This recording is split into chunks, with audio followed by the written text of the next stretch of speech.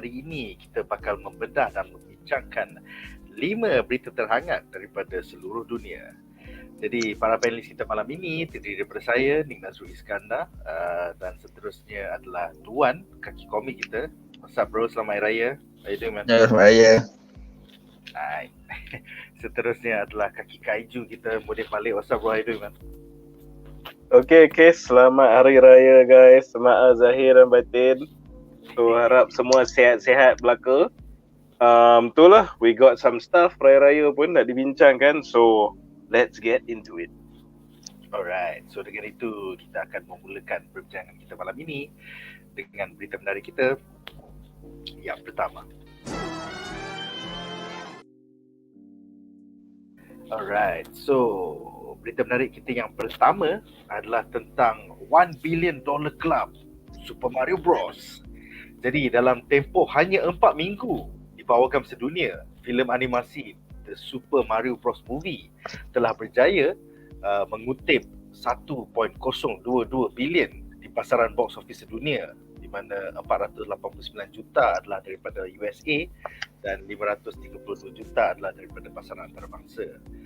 Juga dia menjadi filem terlaris tahun 2023 di pasaran domestik USA dan juga antarabangsa, mengalahkan rekod yang dipegang oleh Ant-Man and the Wasp Quantumania sebelum ini sebanyak hanya 474 juta.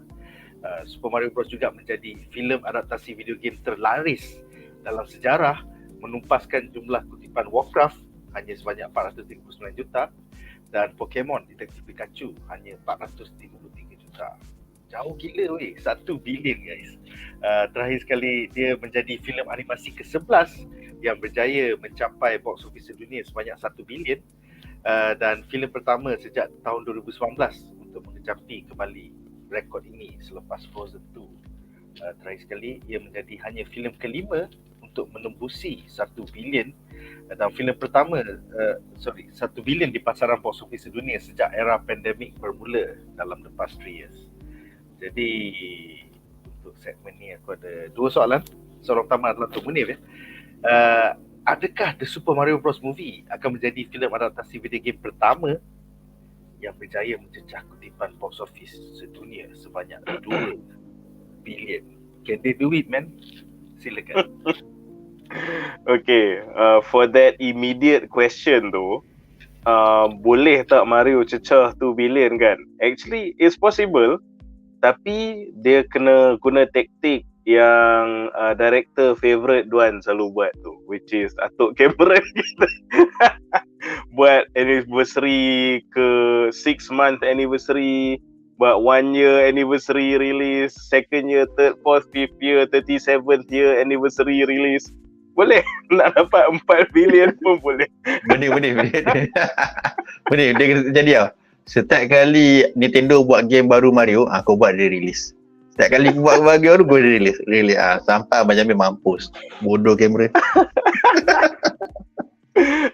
So macam the possibilities are endless tau. Pasal they could easily sampai that figure lah. Tapi it also has to be said, memang the success, Waalaikumsalam, selamat Hari Raya.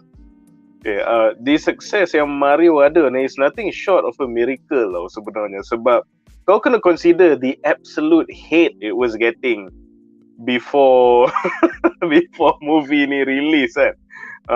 Macam semua orang memang dah mengamuk gila apa semua.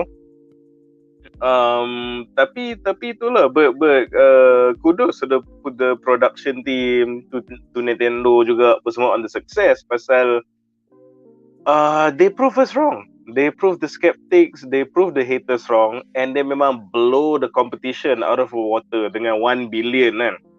Lagi-lagi when you think about dalam era pandemic ni, lagi lah tak ada competition tau.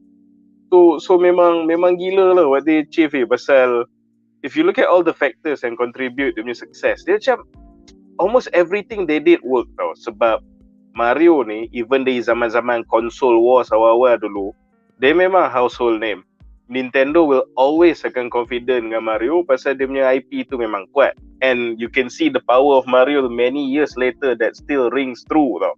Nama Mario tu still attract orang. So yang tu the Nintendo gamers Nintendo loyalists and gamers apa semua memang akan support this movie. Yang tu satu. Lepas tu again dia petangkap pula the children yang market. Lepas tu bila children dia kan boleh pergi seorang-seorang. Dia heret lah parents apa semua. So the power of children pula kau control lagi.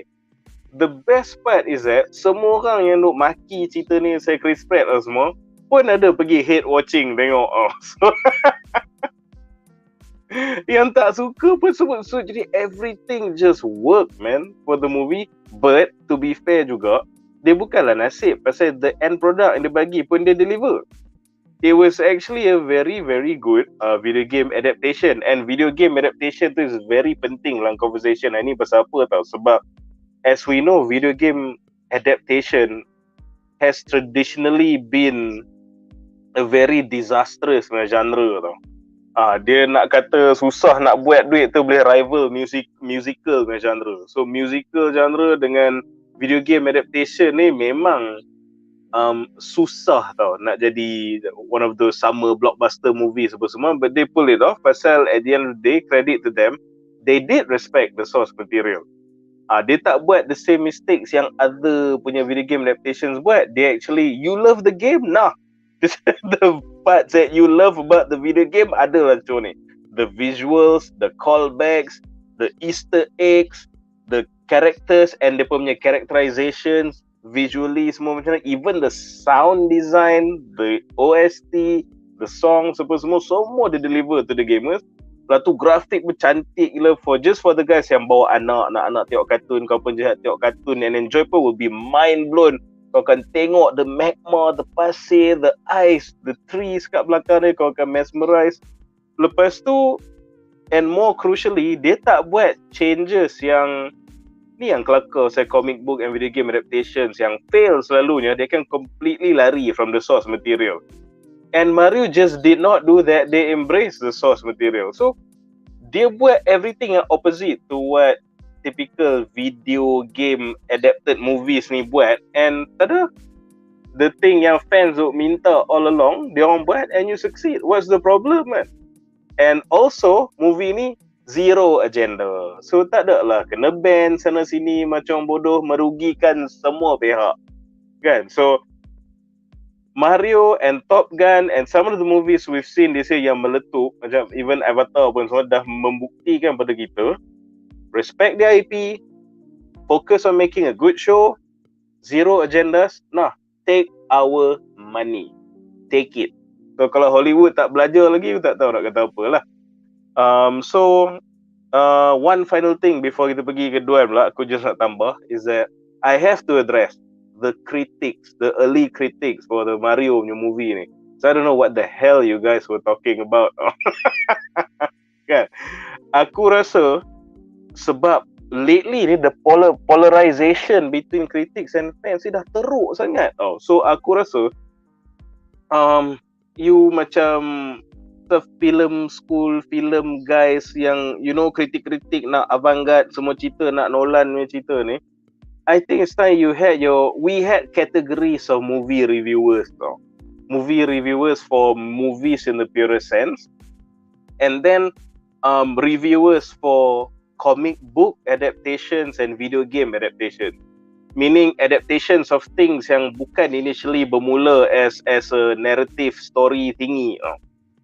So sebab tak tahulah, I see this polarization as very unhealthy lah. Just create some very unnecessary conflicts bagi aku. Sebab dah beberapa movie macam ni, macam completely macam berlainan tau, daripada Ant-Man sampai ke Mario ni. So tak tahu, just my 2 cents. I think it's high time macam kalau kau nak review, just review macam ni background ni apa. Dia ni memang expert in comic book movies ke apa benda ke, dia ni memang game punya commentators ke apa, dia comment on the game adaptation lah. Lah tu kau pergi film school apa, maknanya kau komen lah cerita-cerita Nolan. Aku rasa lah it's high time for that, because I do not know what you're talking about. Bila mereka totally trash cerita Mario ni, sampai aku risau mula-mula tengok tu. And was pleasantly surprised when it's completely the opposite. Bila aku actually keluar dari cinema. So tu lah.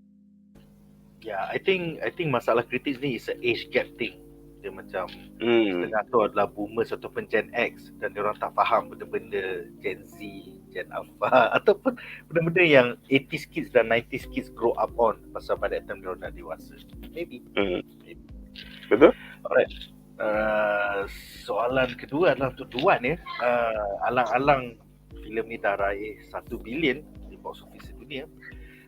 For sure lah Studio Illumination dan Universal akan buat sequel punya. Jadi apakah yang anda harapkan untuk sequel The Super Mario Bros Movie 2 nanti? So, silakan. Harapan aku untuk Super Mario Bros Movie tu boleh kasih ni ke? Boleh kasih spoiler ke? Boleh dah. Dah lama kan? Okay. Orang tak tengok lagi tak tahu. Okay, so spoiler alert. Spoiler alert, masa end credit kalau korang tunggu, dia ada scene dan tunjukkan telur Yoshi. Lepas tu telur tu macam pecah lah letak tu, tapi lepas tu gelap, tak nampak Yoshi tapi ada suara dia Yoshi.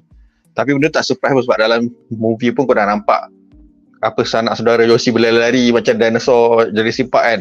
So benda tu tak surprise pun. So dekat at the end tu, so of course lah kau nak tengok dekat sequel dia adalah Yoshi sebab dia dah dia dah promote kan, dia dah bagi teaser dekat last kali dekat end credit. So mestilah kau nak tengok Yoshi. So other than Yoshi, so jalan cerita dia kalau nak bergerak tu aku rasa dia kena ambil, aku rasa lah sebab usually kalau filem nombor 2 ni kau terus pick up je, aku rasa kau tak payah nak apa nama slow down kan. So macam siapa yang cakap tak ingat, aku rasa Jack Black kot, dia nak Pedro Pascal jadi Wario. So dia nak, so dia macam ni lah, dia setakat ni apa yang fan nak kau boleh include Jack Black as a fan juga tau. Sebab dia memang sangat put his heart and soul dalam movie ni sebagai Bowser. Memang dia dah overshadow Chris Pratt tu aku tengok dia macam dia nasib baik dia buat Mario je. Ikut kan aku jampak, aku tengok Mario macam aku tengok Chris Pratt. Bila aku tengok Bowser aku tak tengok Jack Black. So as a fan, Jack Black as a fan, dia nak Pedro Pascal as Wario. Mesti ada sebab dia bukan nak saja. So kalau Jack Black nak as a fan, aku rasa patut producer bagi je. Bagi je apa-apa Jack Black nak, sebab apa Jack Black nak sebenarnya dia mewakili semua fan Mario. Simple as that. So kau bagi je Pedro Pascal jadi Wario, jadi dia punya nemesis untuk sequel. Wario pun ada dia punya, Luigi pun ada dia punya counterpart lah, atau apa nama. So that's the thing lah. So the story should be evolve around Wario lah. So Bowser boleh jadi macam mana kata secondary villain ataupun sekutu kepada Wario lah. Ataupun at the end Bowser team up dengan Mario nak lawan Wario. So normal sequel lah, standard lah tu kan. Tapi aku nak cuma cakap sebenarnya tadi aku dah terbaca dah cakap sebenarnya kritik ni dia nak agenda work je. Tu aku setuju sebab kritik ni aku pelik, patutnya kritik ni kena ada dua belah pihak tau. Janganlah haluan kiri je. Mestilah ada kritik yang sokong orang kebanyakan macam kita ni yang tak suka woke. Yang aku pelik, semua kritik woke ke? Tak ada yang terpisah ke kan? Semua sepakat kan, macam bodoh lah. Kau betul ada dua ni. Lepas tu kita faham juga memang kritik dia tak heran pasal kau punya nostalgia ke, perancau ke, dia sibuk pasal woke. Sebab apa? Dalam Mario bukan tak ada woke. Mula aku fikir macam tak ada, tapi bila Wan bagi tahu aku ada tapi tak nampak sebab ada sadar. Which is tak mencacatkan cerita. Which is Peach punya feminism tu, macam woman empowerment tu. Kau nampak hampir-hampir, sebab kau tengok dalam game Mario selalu Peach diselamatkan, typical lah princess diselamatkan, Peach hopeless apa semua, tapi kali ni Peach independent. So dia lepas tu ada budak komen tadi aku nampak hampir-hampir jalan cerita ending dia Peach yang selamatkan Luigi dengan Mario instead of Mario jadi hero. So cerita tu baik kau letak Peach dalam cerita tu kan. So diorang tak buat benda tu, so dia go for Mario jadi hero sebab nama title pun Mario bukan Peach. So which is good. So tapi bila Peach punya agenda woke yang yang tak nampak sangat yang boleh dimaafkan, sebab apa? dia bukan princess yang typical kena selamatkan macam Mary Jane yang kena selamatkan Spider-Man sebab dia dah duduk dekat tempat dunia tu dah lama, so dia dah biasa, so dia memang independent, so itu logik dekat situ. Itu dah, kalau kau nak buat bukan tak boleh, tapi jangan mencacatkan cerita, jangan try hard, jangan shove to our throat. Kau bagi dengan benda-benda yang masuk akal, yang orang boleh terima, yang logik. Macam ni yang logik. Peach dia seorang independent woman yang kuat apa semua kita. Lepas tu dia bagi sebab apa? Sebab dia dah kat dunia dah lama. Mario baru lagi. Just logik, kita boleh terima. Tak nampak buruk, aku pun tak pasal tu buruk. Tapi dia macam bukan buruk sangat lah, dia sadar lah. So benda tu yang buat kritik marah. Kritik bengang kata, kenapa tak cukup buruk? Patut Peach yang jadi hero. Ya, Peach yang selamatkan Mario dengan Luigi. Peach patutnya kulit hitam. Peach kata rambut keriting. Itu bah. Peach patutnya transgender. Itu yang diorang nak sebenarnya. Itu so dia tak dapat semua tu. Itu yang diorang meroyan macam bodoh kan. So satu lagi aku nak tanya ni, berapa kutipan Sonic Sonic the Hedgehog? Sebab bagi aku Sonic pun macam ni, tapi tak apa 400 juta ke. Kau nak Sonic 1 ke Sonic 2? Dua-dua atau mana tinggi? Aku nombor lagi tinggi kot. Sonic the Hedgehog box office. Sebab Sonic adalah kira rival pada Mario. 306.8 300 je. Ya, sikit lah. Tak masuk dalam top 5 kan. Seterusnya Sonic the Hedgehog tu lebih sikit, 405.4 juta. So, tak dapat 500 pun. Dekat 400 tak 400. Tak dapat 500 Sedih lah sudah. Sebab apa tau, Sonic kena belajar dengan Mario. Kau kena all out CGI. Kenapa nak kena masukkan watak manusia? Itu silap dia. Tapi Sonic still entertaining. Sebabnya yang menyelamatkan cerita tu adalah Jim Carrey. Dia menyelamatkan cerita tu. Tapi bila kau ada buat dunia macam Roger Rabbit dunia animation kan, tu masuk dalam reality. Lepas tu pula kau ada buat satu watak manusia yang tak ada kena dengan cerita. So kena buat background story dia, kau kena banyak masa screen time kat manusia tu yang tak ada kena. Benda tu yang buatkan orang turn off sebenarnya. Sebab fokus dia dah bukan kat Sonic lah. Itu dah silap Sonic. So sebenarnya supposedly Sonic all out CGI. Ni pengajaran untuk semua incoming next game adaptation lah. Kalau kau nak berjaya, kalau game kau tu macam nak buat jadi live action tu memang tak sesuai, kau go for 3D je, apa susah. Biar jadi family friendly. Jangan cerita pun senang, tak payah nak pening nak fikir apa kita nak bagi best story untuk watak manusia semua, tak payah. So go for 3D. Sebab macam Munif cakap, semua orang pun tahu memang game adaptation memang diludah-ludah oleh semua orang lah. Banyak kali orang try memang, kalau ada game je kau flop lah. Tapi bila kau main game, jalan cerita best gila. Sebab tu orang boleh hook dalam game. Sebab jalan cerita best gila. Kau tengok Final Fantasy, kau tengok macam-macam lah. Jalan cerita terlampau best. Kau tengok macam God of War ke apa, cerita sangat best. So kenapa bila jadi movie jadi sampah? Maybe sebab game punya time frame panjang ke apa, aku tak tahulah kan. Tapi so kita nak perbetulkan tu, kau punya guidance, Mario dah pecah tradisi yang game ni adalah flop. So sebenarnya bukan masalah game adaptation tu akan flop, kau orang Hollywood yang bodoh tak hati nak buat, tu cerita dia. Kalau kau betul buat, sebenarnya kau tak akan ada masalah benda ni.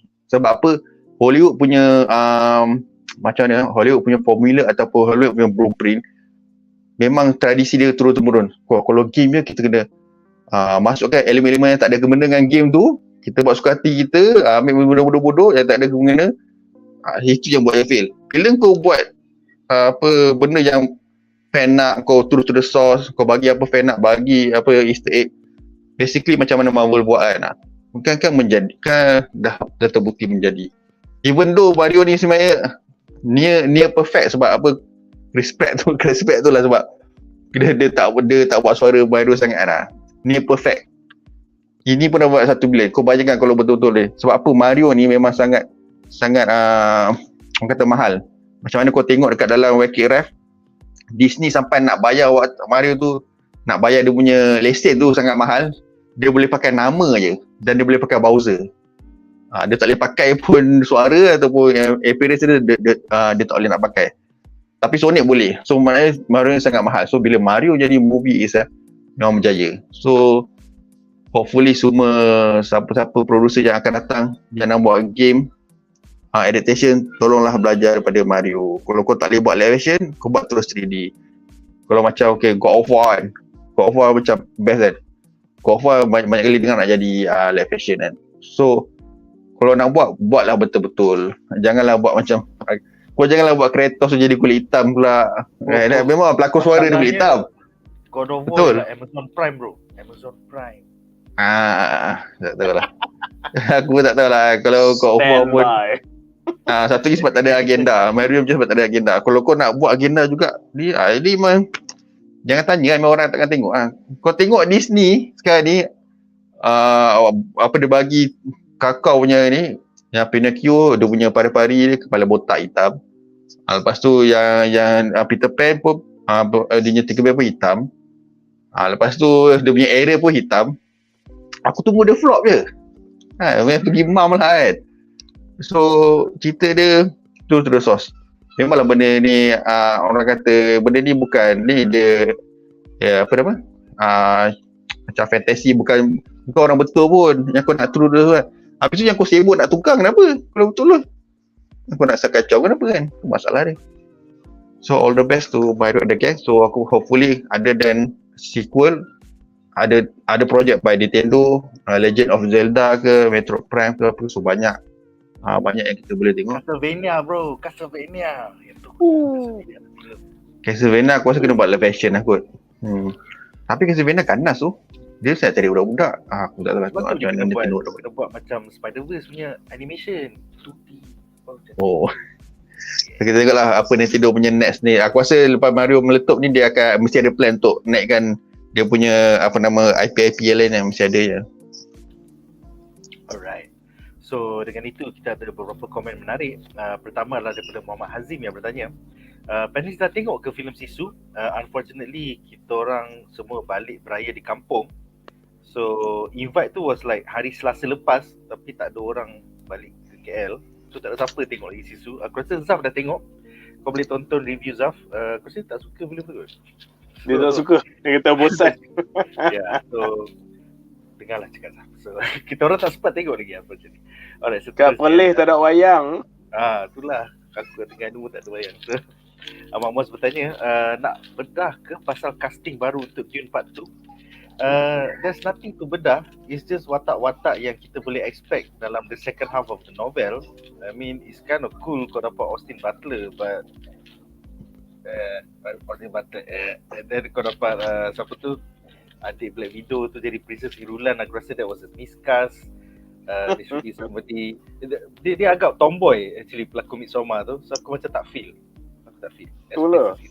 Brutal sangat nampak. Ya, itulah. So yang lain semua aku tak ingat casting. I think dah sebab 3 buah watak. But can't wait. Dune Part 2 I think it should be interesting. Tak sabar nak tonton. Seterusnya Revenant bercerita tentang teori Brazil. Ada cerita yang Nicolas Cage jadi cameo dalam The Flash sebagai Superman. Jadi aku setuju. Orang dah beberapa macam nak cakap beberapa media online di US dah tonton dekat CinemaCon last weekend. And so far tak dengar lagi. Tak tahu kau dengar daripada Palatau mana ni. But it will be interesting kot kalau ada. Sebenarnya Anime Shetty cakap dia nak betul-betul buat like the cinematic universe tu bergabung tau. Contohnya dia nak pelakon Batman zaman dulu, dia nak pelakon Linda Carter yang jadi Wonder Woman zaman dulu. Dia nak campurkan semua benda yang Warner Bros pernah buat dulu. But it became a question of budget. So in the end, Grant Gustin The Flash pun tak ada, Linda Carter Wonder Woman pun tak ada, yang daripada Batman 60-an tu pun tak ada. So wasted lah. Yang pengarah tu dah ada nawaitu nak buat macam tu, tapi Warner Bros kacau dari segi budget. So kalau yang tu semua pun tak ada, adakah Nicolas Cage sebagai Superman yang tak variant? Aku rasa tak ada tu. Aku rasa Nicolas Cage ada sebab dia jenis sapu apa job dia dapat. Semua bayar murah pun dah ambil. Nak bayar hutang, kawan dah bankrupt pun. Tak ada hal. Alright, soalan terakhir adalah untuk Munif Caleb bertanya, could we see Princess Daisy in the sequel? Apa pendapat kau? I mean, That is a possibility lah. I mean, macam mana kata? Sebab for the sequel, they're not gonna show you macam more of the same guys saja kan. They definitely want to add more people. They definitely want to sell more toys because at the end of the day, that's what it's all about. And selling all the toys and all the merchandise and hidupkan balik dia punya IPs, especially of this bukanlah fringe characters kan, tapi this secondary characters lah. So I think it'd be weird if she's not featured tau. Aku rasa lah, to provide some interesting dynamic with Princess Peach and all that kan. So yeah, looking forward to that actually. And you never know tau, in this Mario punya movie we got Donkey Kong, so we could even get other characters that they are not strictly from the Mario game juga kan. So sky's the limit lah basically. Kalau dia buat Nintendo Cinematic Universe lagi kan, tunjuk that world map yang ada the Mario punya realm tu, tantah zoom out macam dalam tu dah ada Donkey Kong punya island kan. You zoom out, you ada all the other Nintendo punya IP, so you never know. You never know. Alright, soalan terakhir untuk segmen ni daripada Ian Wayan yang bertanya, panelis akan pergi tengok ke Knights of the Zodiac? Yes, kami akan pergi tengok. Kita even have a ticket giveaway. Aku rasa esok baru kita akan mulakan ticket giveaway daripada BuzzPop. I think we have about 20 pairs of ticket to give out. So nantikan giveaway tiket bagi Knights of the Zodiac. Aku macam confused. Dah serius apa? Oh, saya. Apa ni? Oh, saya. Nampak tak macam sabar, memang confirm best. Confirm best.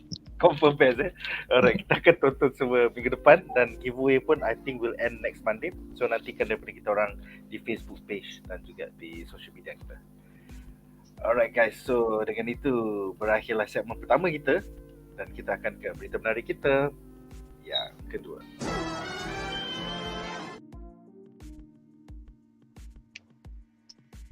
So, berita menarik kita yang kedua adalah tentang Blade shooting in May 2023.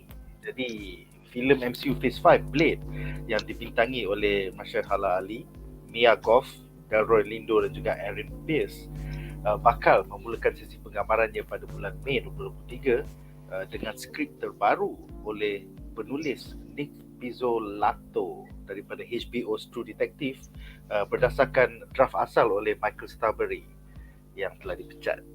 Seterusnya, filem ini bakal diarah oleh Ian Dimanche yang mula mendapat perhatian ramai selepas mengarah pilot episod HBO's Lovecraft Country.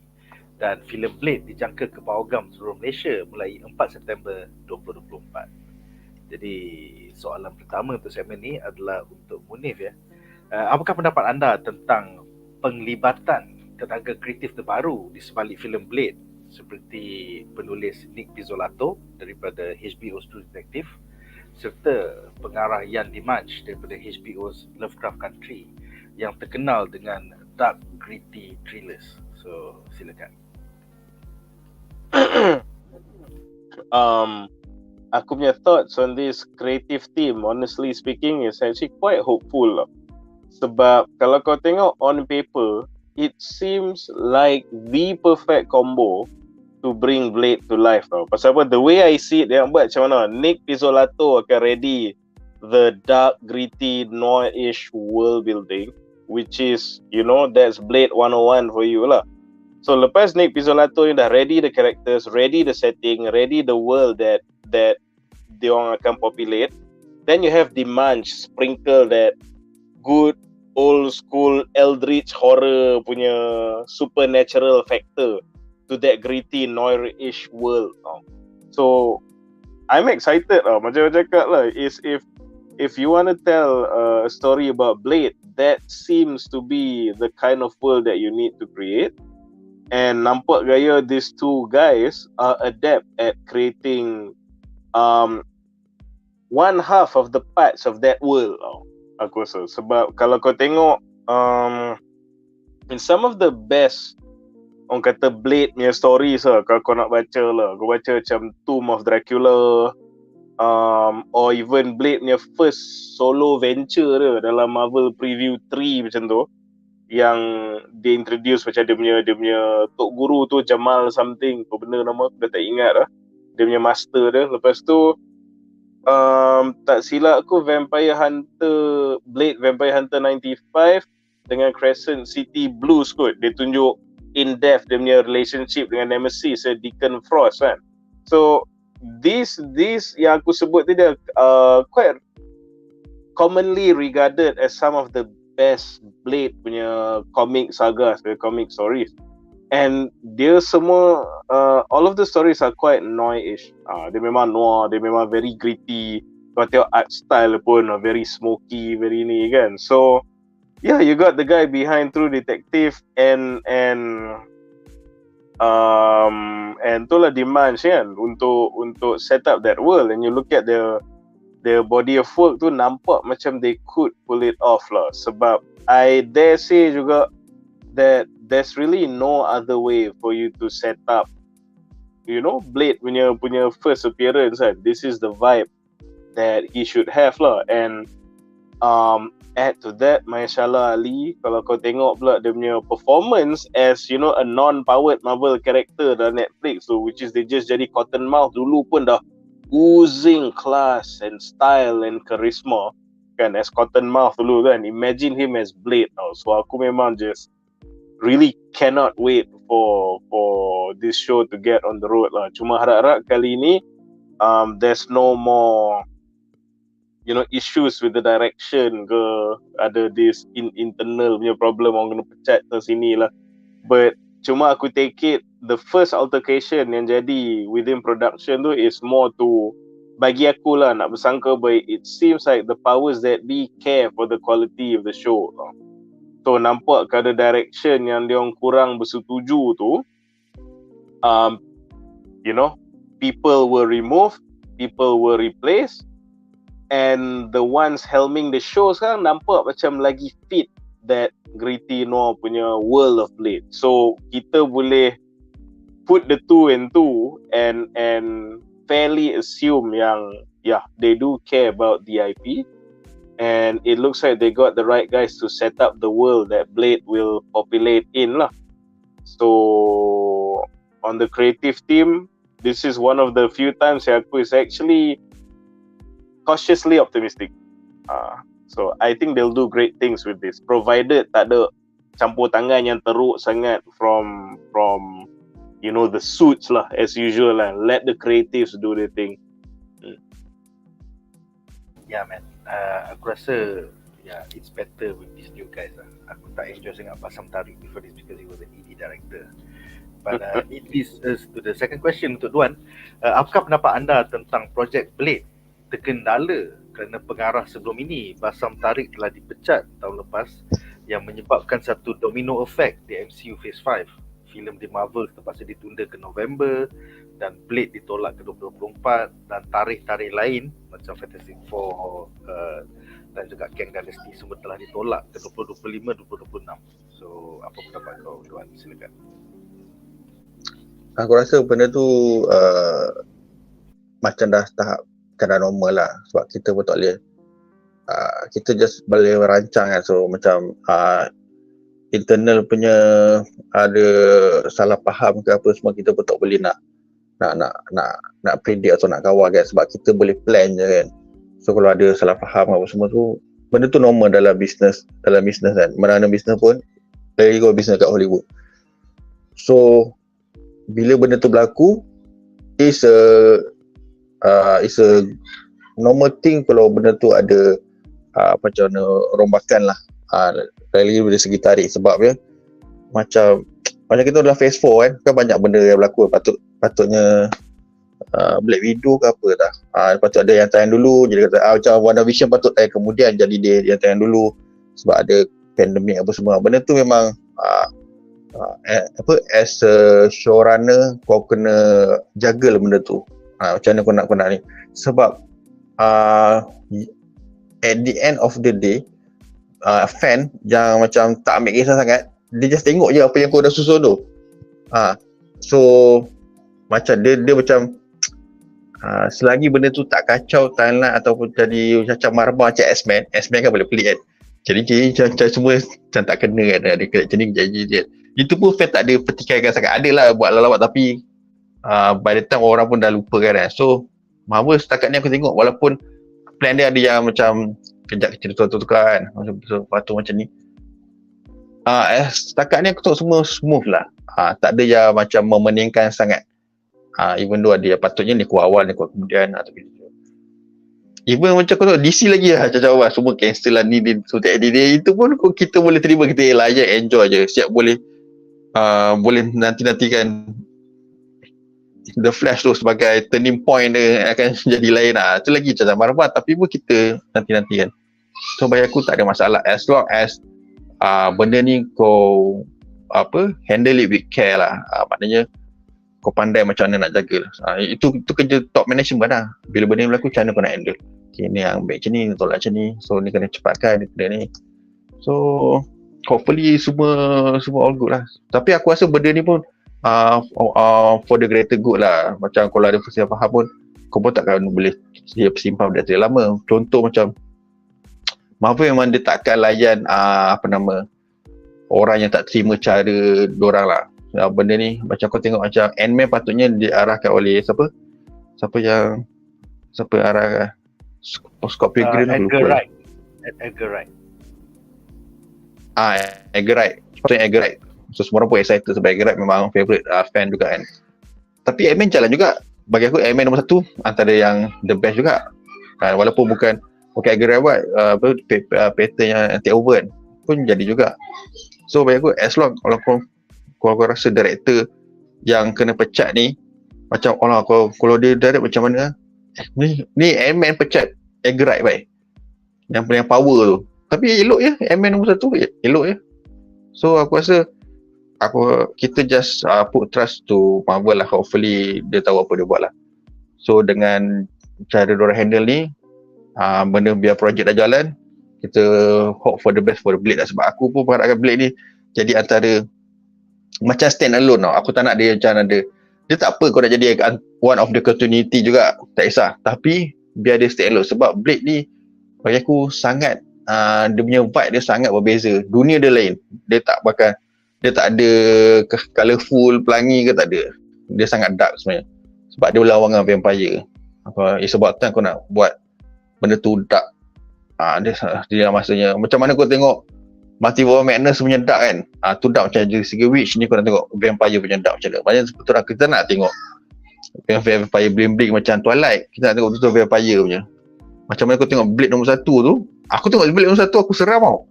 Masa tu aku budak lagi, dah jawab apa, tengok Blade nombor 1 kan, mula-mula sikit kelab mandi darah bro.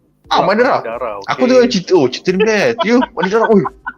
Aku tengok seram tu, tengok darah banyak sangat, rasa geli kan. Aku macam tak nak terima. Betul lama-lama aku tengok ada interview kan. Sekali versi dia kata, this best one Komik. Aku macam Blade daripada Komik. Komik apa ni? Komik Marvel waktu tu memang tak nak dengar. Kau budak kecil, kau tak tahu apa pasal Blade. Lepas tu cerita tu bagi aku memang betul seram. Dia boleh kata adaptation for Komik. Aku macam tak nak dengar. For budak lagi kan. Lepas tu dia kata Marvel pula, macam apa benda ni? Itulah tunjukkan betapanya Blade ni, dia tak lain, dunia dia lain sangat daripada Marvel. Dia boleh berdiri sendiri. Dan nak kena pula Blade lah orang kata yang memulakan superhero punya universe ni. Kalau Blade tak ada, bukan X-Men lah sebenarnya starting Blade, tapi dia buat betul. Kalau tak ada Blade ni sebenarnya MCU ataupun superhero movie tak ada. Blade yang starting. Sebabkan Blade, lepas tu barulah ada studio berani nak ambil X-Men. So ada orang ingat X-Men yang starting dari sebenarnya adalah Blade. Tanpa dia pakai orang kata macam signboard, bukan macam signboard lah. Macam kata ini superhero movie, tak ada.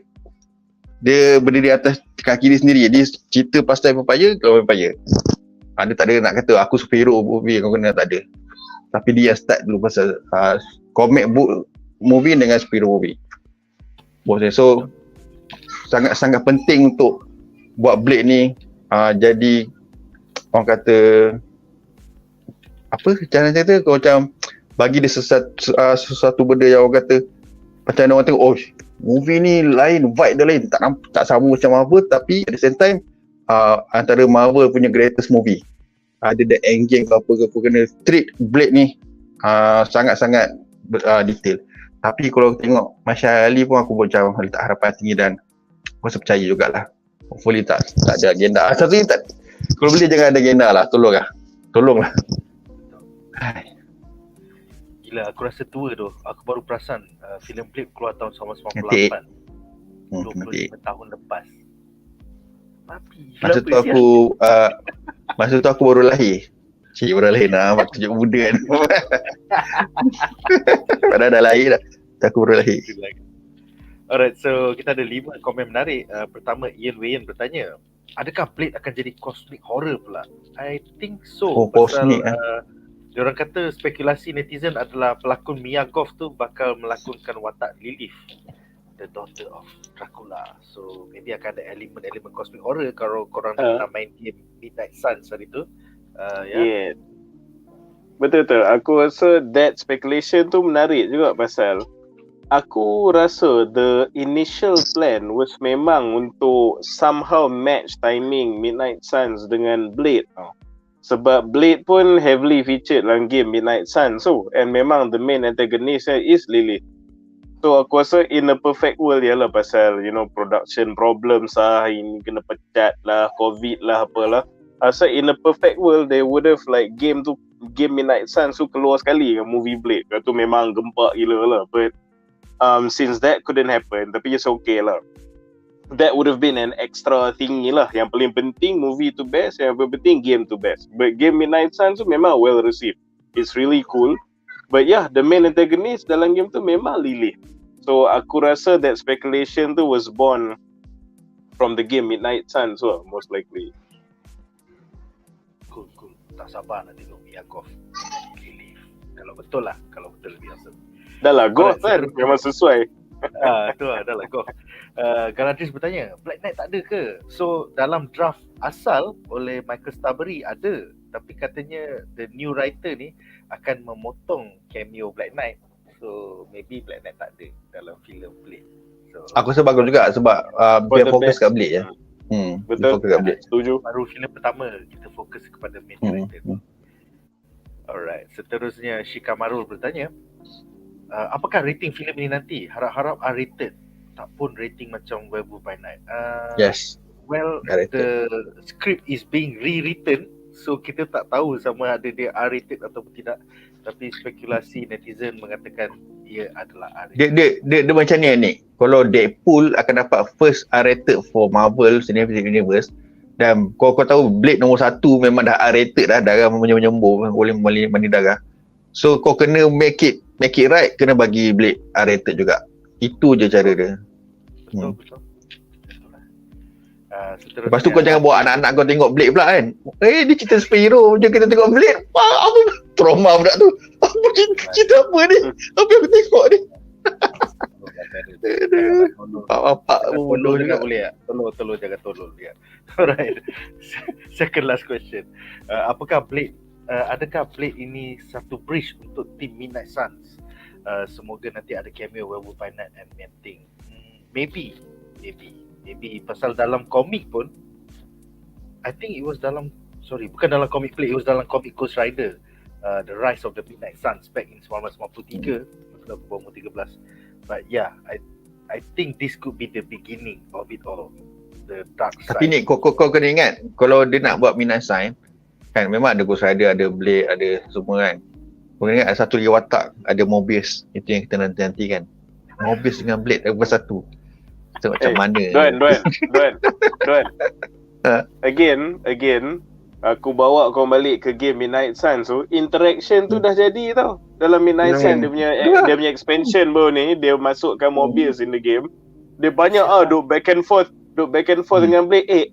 Actually kan, kena macam aku sesayang bila main game Midnight Suns Super Cypher. Kau tengok, they should have made Mobius macam ni. And Mobius, dia punya banter dengan Blade dalam game tu cool tau. Kau rasa dodo watak ni style tau.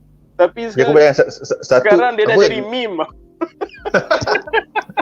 Ya, sebab aku bayangkan Blade adalah half vampire, half human. Dia half breed kan. Dia sebab baru.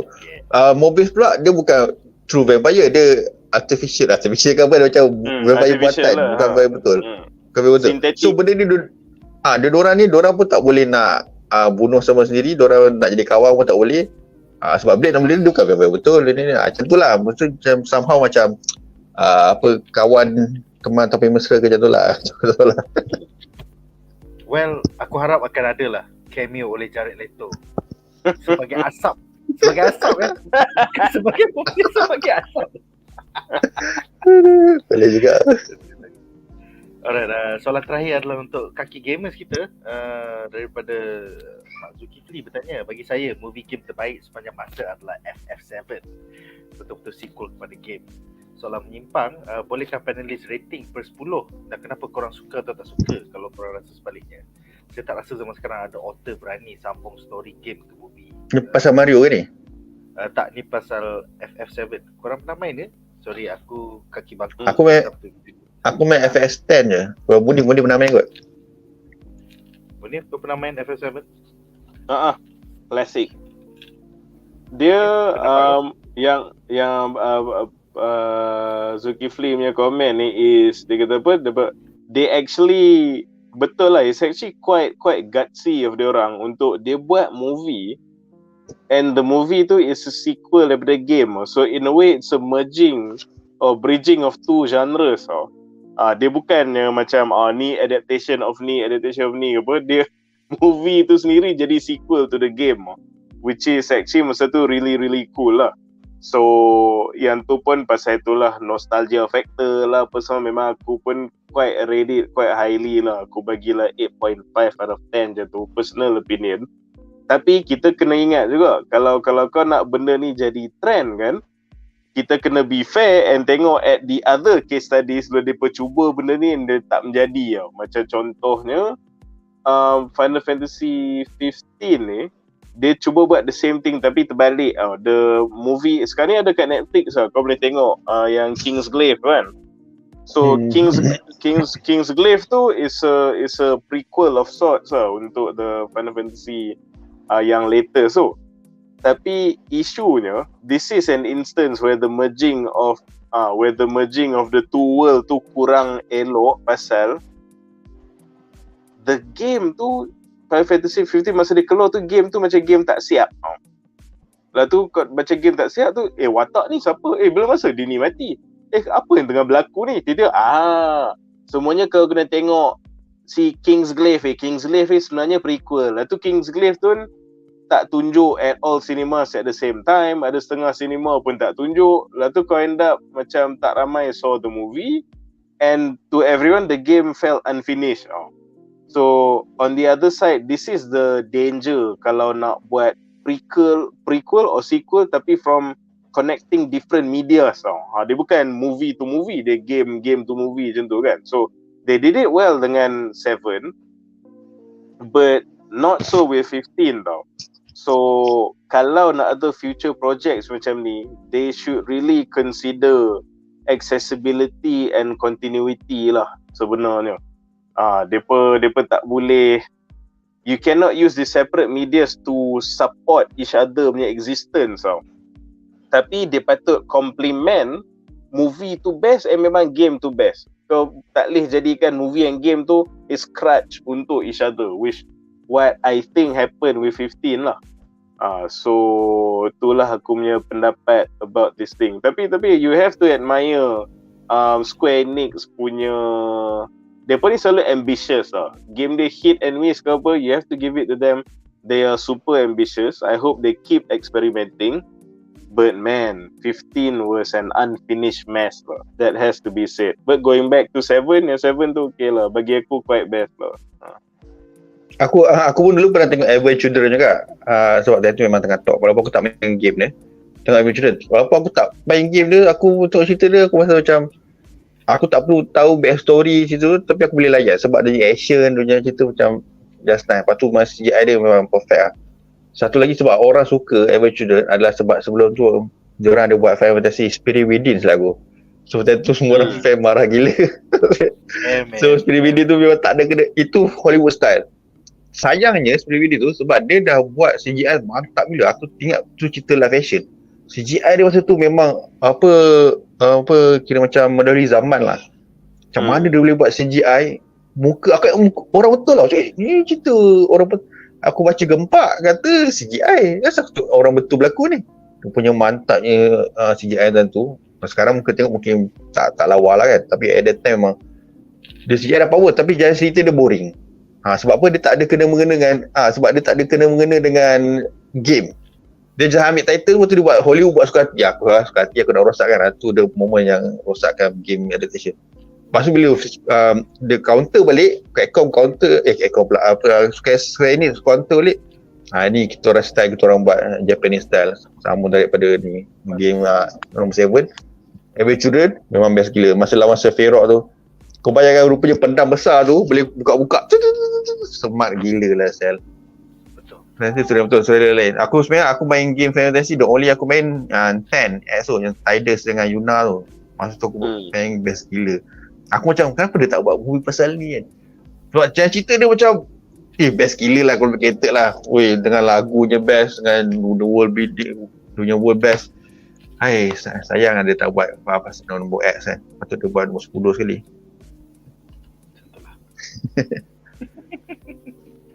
Alright, so aku rasa dengan itu berakhirlah soalan-soalan untuk segmen ini. Apakah pendapat korang tentang Blade dapat penulis baru, dapat pengarah baru? Bagi tahu kita orang dalam comment section di bawah. Alright, dengan itu kita akan ke berita menarik kita yang ketiga.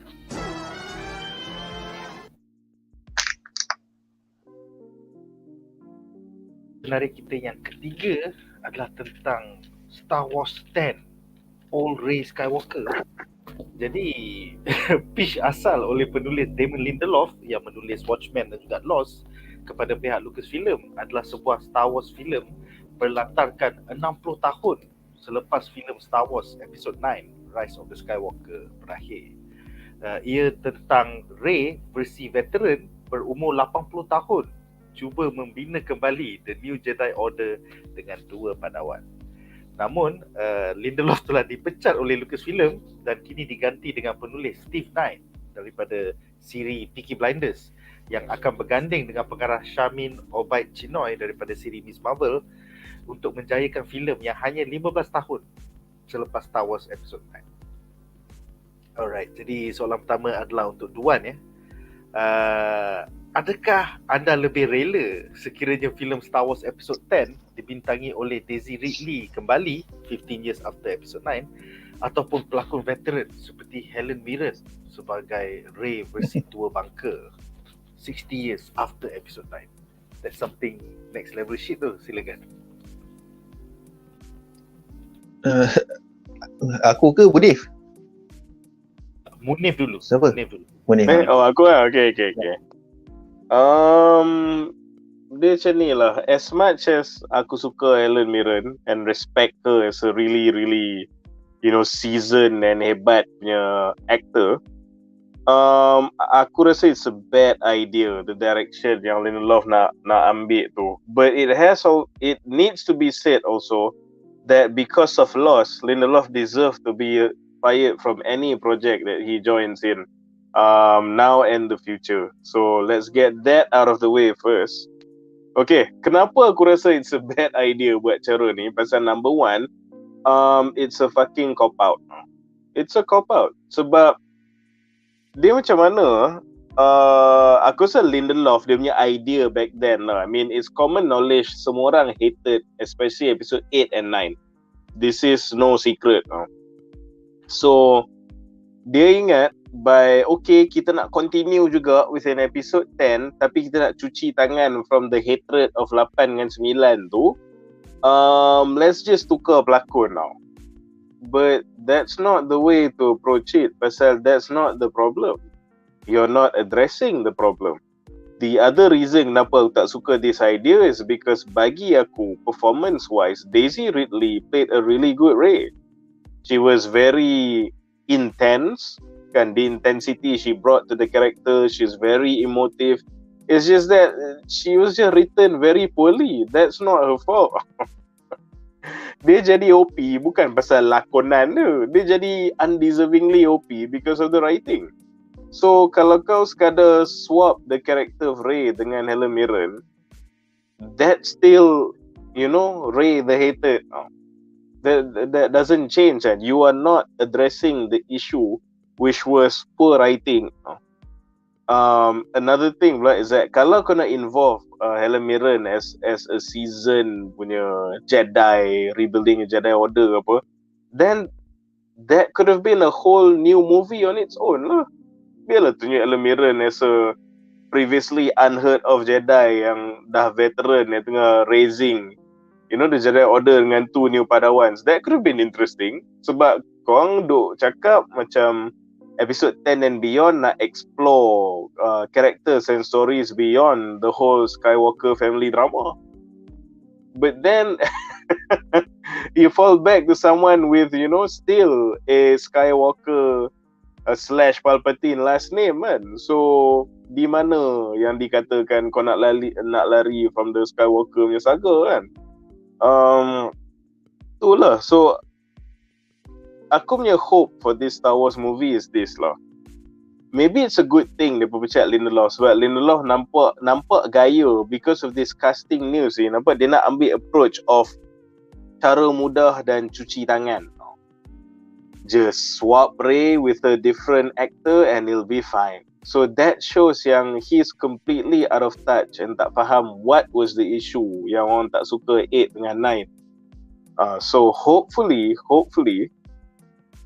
with the new showrunners, dia boleh better identify the problem, which is writing. And aku harap sangat biarlah dalam flashback ke apa ke, show us something that bukanlah retcon but explains away the big points yang kita sangat stress dengan 7, 8, 9 now. Tunjuklah yang macam tiba-tiba ada flashback of dia punya training montage ke, that actually she spent a lot of time on that pulau tu. Macam kalau tak being guided by Luke yang dah give up dengan kehidupan pun, kan last kali dia kata I am all the Jedi kan. So maybe dia dengar suara Jedi tu at the end, but all along the Jedi spirit so memang tengah subtly guide her. Saat tu dia jadi sangat adapt to the Force, pasal all the Jedi tu dah memang was with her all along. Cuma masa final battle tu baru dengar suara dia. Something like that. You know, that's how you address what the actual criticism is. And kalau kau buat even just a 5-4 minute scene of that kan, episode 10 kau akan tengok will be so well received. Even if you still use Daisy Ridley, because she's not the problem. I mean it makes sense. I mean Luke Skywalker can't be the only Jedi that nampak Force Ghost. Imagine kalau like Rey has been mentored by Force Ghost all along. Kan? Yeah. So macam orang kata kenapa dia OP kan? Dia macam dia tunjuk lah macam she's like rebuilding the Jedi Temple whatever. Tapi macam you know dalam her loneliness dia ada flashbacks of the time tengok okay Luke macam tak nak train dia apa semua sebab Luke macam dah give up kan. Tapi actually macam masa dia duduk macam mana aku nak dia duduk buat ni tiba-tiba sebenarnya ada macam Force Ghost. Behind the scene there was Yoda there all along. Ataupun there was Obi-Wan there all along. There was tak kisahlah even a projection of Ahsoka ke there all along lah, what have you, tak kisahlah kan. But orang nampak patutlah dia OP. So it's all our favourite Jedis were moving her hand now all this while, or were mentally unlocking the orang kata the locks so to speak to access this range of skills kan. So bayangkan kalau Obi-Wan, Yoda apa semua ni ngajar kau tak jadi terror ke? So barulah orang akan fall in love balik dengan Rey. Sebab dia macam instead of her being like some bullshit poorly written Mary Sue, she is actually the conduit of all the Jedi. So ayat last masa dia orang Palpatine tu was not just talk.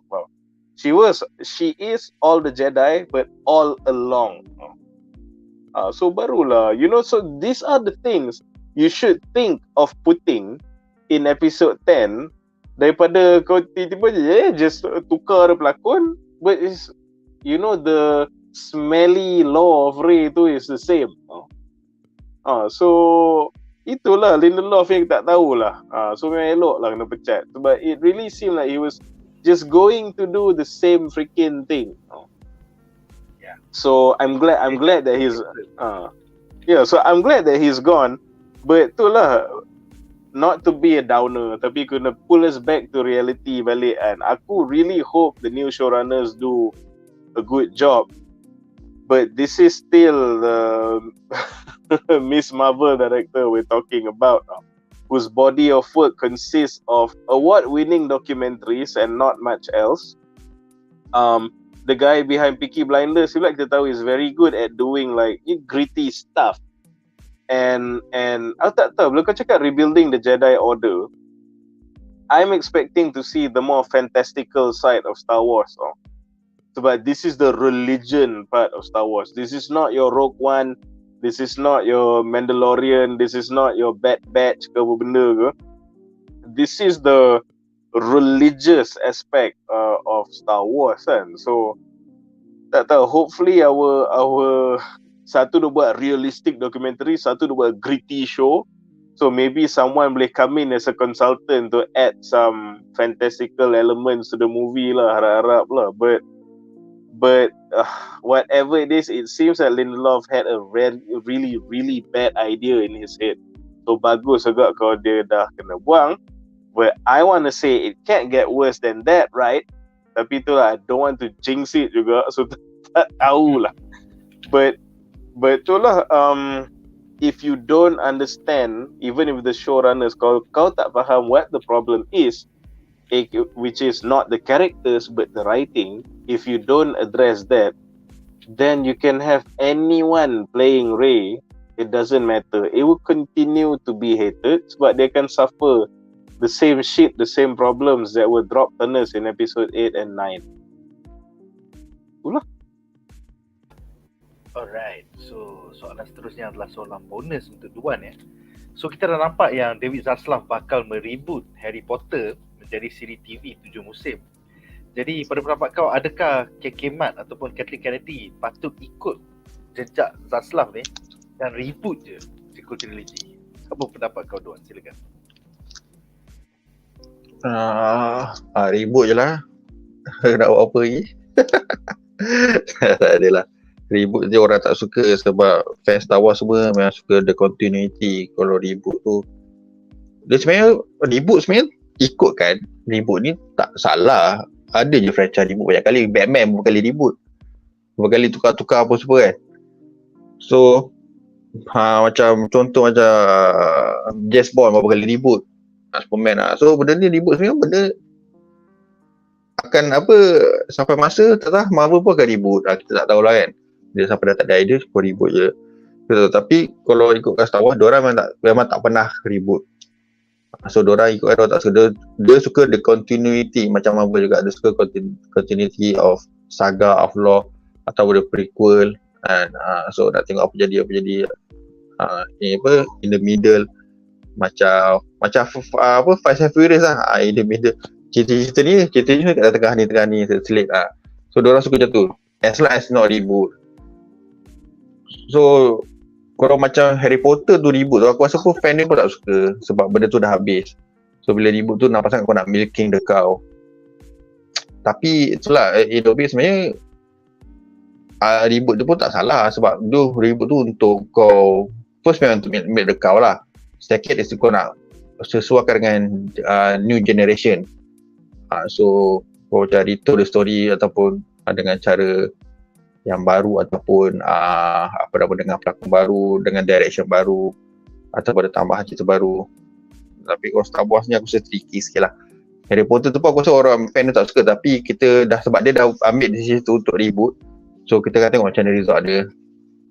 So untuk Star Wars ni aku rasa sangat susah lah untuk reboot sebab even Kathleen Kennedy pun tak berani nak reboot. Dia sanggup hancurkan dengan sequel je. Dia tak berani nak reboot. So aku rasa tricky. Tapi sebenarnya bagi aku as a neutral fan, sebab aku bukan die hard fan Star Wars kan, aku suka tengok Star Wars tapi aku bukan die hard fan, tak salah pun kau nak reboot. Tapi aku tahu, aku yakin fan Star Wars memang akan kecang kakak kalau reboot. So benda tu sangat tricky. Kau sambung je lah Star Wars sampai bila kau nak hancur kau macam mana, aku suka tingkau lah. Betul lah kan. Tapi aku setuju dengan komen oleh Soy Campion ni yang mengatakan kalau nak buat series untuk fix the sequel, bagaimana Clone Wars telah fix the prequel, I think that is the way forward. Instead of kau nak buat filem baru, you should just do something macam Clone Wars sampai 7 season, and then kau baikilah anything problem antara 7, 8, 9. Nick. Tak pun kan. Tak pun they can make announcement yang 7, 8, 9 will be drafted into the Star Wars Legends. Yes. Macam Wan cakap, uncanonized. Jangan jadi canon lah. Betul. Kau tahu tak, kalau kau declare macam tu, uncanonized kan, kau sebenarnya nak please hati fan je. Which is macam kau shot sendiri je. Ni panggil. Ajak dia. Apa? Reality itu adalah canon. Tak payah nak declare kena buat malu je. Betul. Terima je lah seadanya. Kita ada soalan menarik daripada Mementois and Hobby. Macam mana dia nak sambung movie tanpa ada kaitan dengan Skywalker Saga, sedangkan memang base Star Wars movie ni pada Skywalker? Well, I would say the past 40 years memang the Skywalker Saga is the main thing about Star Wars, movie nombor 1 sampai 9. Tapi kalau kau tengok dalam siri Andor, kalau kau tengok filem Rogue One, ataupun recently kita ada Mandalorian dan juga Boba Fett, the universe is not just about Sith versus Jedi. Kau juga ada Imperials versus Rebels, kau juga ada Scum of Villainy versus Scoundrels. Especially dia agak ketara kalau kau main any of the Star Wars card game ataupun board game ataupun role playing games. Memang faction ni basically kau ada 6 faction dalam Star Wars. Kau ada Sith, Jedi, Imperials, Rebels, Scum and Villainy dan juga Scoundrels. Dan semua ni is very much explored in the games. So hanya tunggu masa for the series dan films to catch up to what has been explored in the games over the past 40 years. So aku harap yang yes, Star Wars ni bukan hanya satu perisa, bukan hanya Sith versus Jedi, tapi kau ada banyak lagi faction lain. And I think Favreau dan Filoni has proven over the past 5 years bahawa even the story about Scum and Villainy versus the Scoundrels boleh jadi exciting. Dan kita ada perisa baru tahun lepas, iaitu Andor, iaitu Imperials versus Rebels could also be exciting. Maybe not as Star Wars as yang kau expect Sith versus Jedi, but it is a perisa yang lain untuk galaksi Star Wars. Dia sebenarnya Star Wars ni kan, macam ada orang nak pasal Jedi ataupun specifically pasal Skywalker Saga kan, pasal Skywalker itself pun dah tak ada zuriat kan. Yang si Mamat tu Luke Skywalker pun tak kahwin seorang-seorang, tak tahu lah orang kata dia gay ke apa, aku tak tahu lah kan. Lepas tu yang dia, kakak dia pun, pelakon dia tak sempat nak habiskan cerita sebab dia dah meninggal. Anak dia ada anak zuriat tapi mati juga at the end. Tak tahu lah kalau dia hidup balik ke apa kan. So Rey tu sama legacy tu pun sebenarnya bukan daripada bloodline. Unless Kylo Ren sempat Toron Rey ataupun ada Force Toron, maksud dia ada mengandung, dia lahir, itu boleh kata legacy dia bersambung. Setakat ambil nama kalau ambil nama Rey Skywalker, itu kalau kau tengok kat dalam The Office, dia kata Jim, identity theft is not a joke. Kau ambil je nama identity. Itu kalau ni tahu memang mengamuk dia. Identity theft is not a joke. Sekarang tingkau ambil nama Skywalker kan. Siapa lah nak. Memang agak ironik. Nama dia adalah Skywalker Saga 9 filem. Tapi yang menang in the end Skywalker tak ada. So kenapa tahu tak apa. Palpatine Saga kan senang. Betul? Skywalker pun dah tak ada dah. So dengan itu berakhirlah segmen ini. Apakah pendapat korang tentang Rey Skywalker berumur 80 tahun? Adakah korang setuju ataupun memang patut Lindelof kena pecat? Bagi tahu kita orang di dalam comment section di bawah. Dengan itu kita akan ke berita menarik kita yang keempat.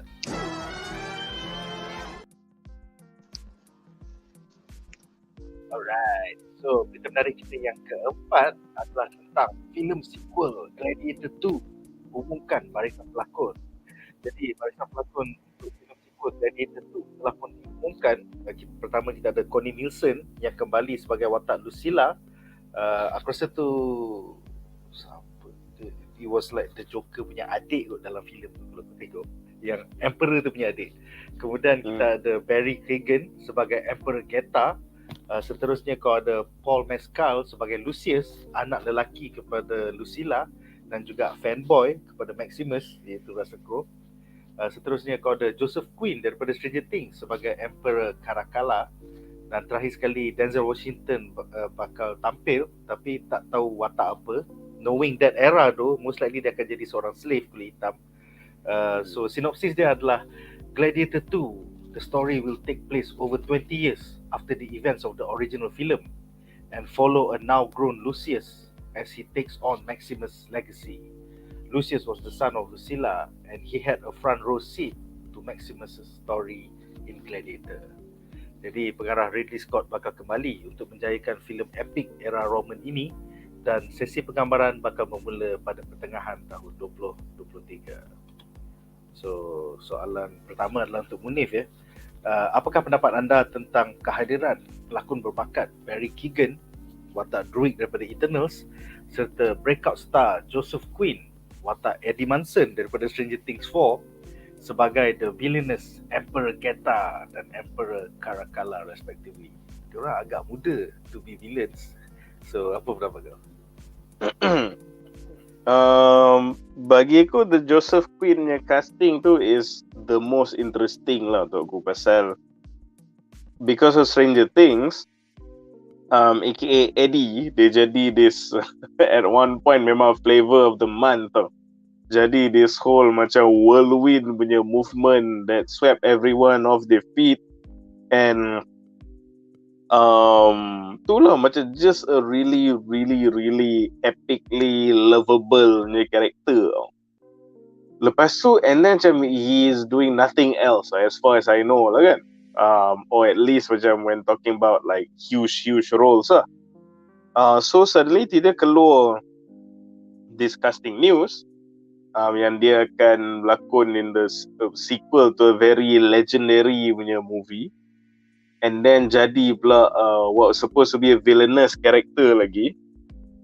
So that's very interesting. Bagi aku, this is the litmus test of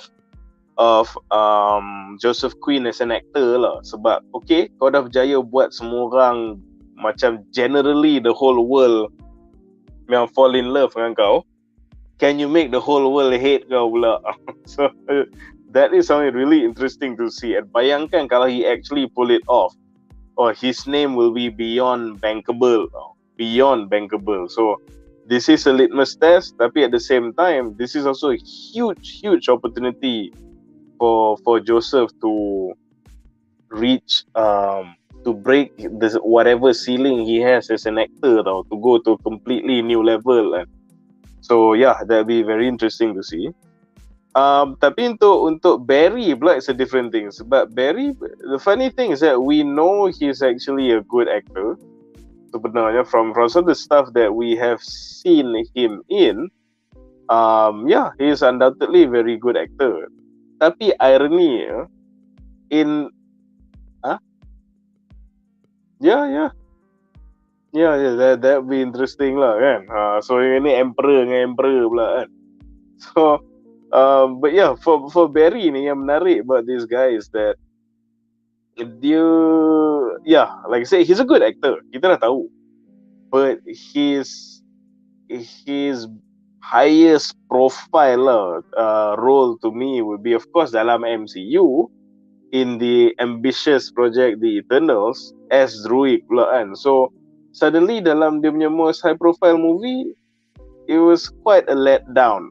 Not really, bukanlah kata because of the performances, but how Druid was written, or rather the complete lack of writing for Druid sebenar. Sebab bagi aku sayang lah. So, kalau kau tengok masa Infinity War tu, dalam Black Order, one of the characters yang tak ada is this woman called Super Giant whose ability is mass mind control. The fact yang Super Giant tu tak ada lah Infinity War, and then lah tu tahu pula mereka nak buat Eternals, aku tu assume wow, mereka tengah simpan, mereka sanggup buang a Black Order member sebab nak highlight dalam Eternals ni, nak bagi Druid tu saja yang nampak as the sole mass range punya mind controller lah benda semua kan. Tapi last sekali they didn't really do much with this character, which is sayang lah, because we know he can play a good bad guy too. So in more ways than one, bagiku his role dalam movie Gladiator ni is a chance untuk redemption in a high profile movie lah untuk Barry. So that'll be interesting to see.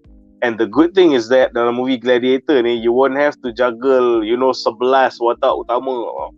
So dia jadi, so he'll be involved in, if betul ada this co-emperor punya civil war ni kan, then he will play a villainous important role. That would be really, really interesting to see lah. So harap-harap in this role, we can see Barry fully express himself and do villains the way we know dia boleh buat, while at the same time dapat tengok Joseph Quinn pula macam mana dia boleh turn the trick 60 from our perception of him as someone completely lovable to making the whole world hate him juga. And aku quite intrigued by this pasal kalau korang dengar aku punya sesi bedah, aku selalu cakap what makes or breaks a movie, at least untuk aku, is the antagonist. Kalau antagonist tu penting, mengancam, bahaya, best, charismatic, well acted, well written, and menang, in fact, the movie is going to be good.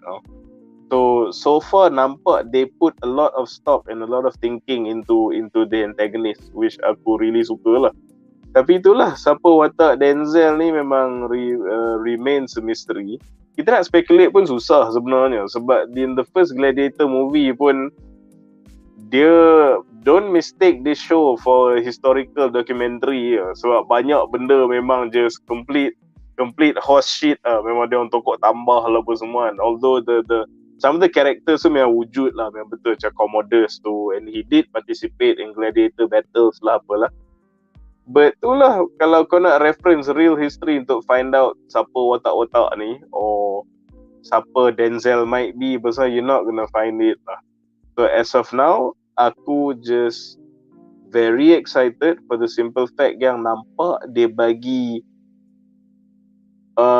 consideration into the casting choices untuk ada antagonist yang best. Again, we know movie yang best selalu antagonist memang best. So this is one of the news yang aku quite again is cautiously optimistic about lah. So can't wait to get more news from this movie. Yes, dia akan start shooting soon. So kita akan cover set photos and stuff like that. So don't worry.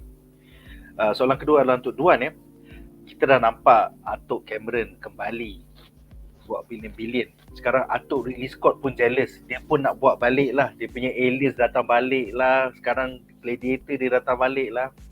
Pada pendapat kau, adakah dia terlalu lambat pasal sequel ni 23 tahun selepas filem Gladiator yang pertama tahun 2000 tu? Apa pendapat kau, Duan? Silakan. Rasa kru pun dah gemuk. Aku rasa tak ada benda yang terlambat lah kan. Cuma dia kalau nak ikut jejak Atuk Cameron, dia kena re-release balik Gladiator ni. Berapa banyak dia. Tapi dia tak buat. Dia bodoh, tak buat. Kalau dia buat re-release, dia dapat 100 bilion dah. Kalau macam Cameron pandai. Dia pandai scan duit berapa orang yang tonton. Pandai scam orang. Tu pandai scam, bodoh tu. Really. So sebenarnya tak nampak, dia baru realise. Dia kata, aku selama ni aku bodoh Cameron buat apa kaya kan, asal aku tak buat benda ni. So dia buatlah sequel, dan patutnya dia buat release. Tu yang paling penting sebenarnya.